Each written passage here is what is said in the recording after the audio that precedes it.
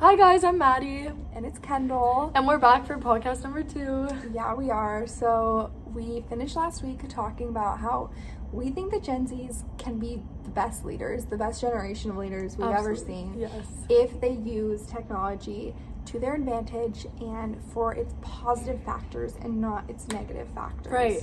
And just thinking in my own life, an example of this would be Canvas. Canvas is something that I use a lot, and all my professors utilize that. And it's really about communication. Communication with Canvas, because there's different ways you can set it up. Because I don't like Canvas, honestly. Right. It's like not my favorite. I had much better platforms in high school, and when I came to Chapman, it was honestly like a learning curve because I was just kind of frustrated. I felt like I'd seen better technology in the past, but I mean in class it's about communication. Because in class, for instance, a couple days ago we were talking about how everyone has their own learning styles, right? And like if we were using Canvas to the best of, for our best learning experience, right, and how we can do that.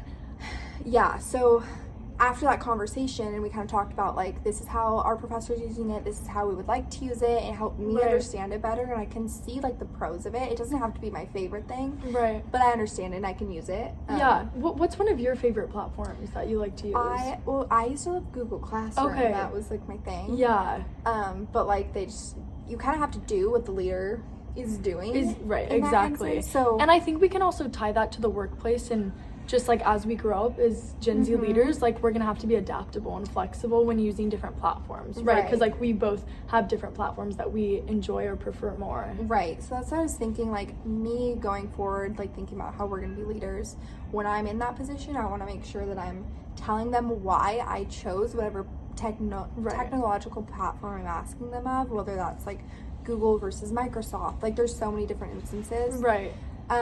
And that's kind of like learning on the fly, right? And like dealing with ambiguity in like a work setting and something we're going to have to face. And if like everyone that you're leading really wants another platform, you need to just adapt and change, because at the end of the day, like as a leader, like you're there for them, you're there to support them. Always.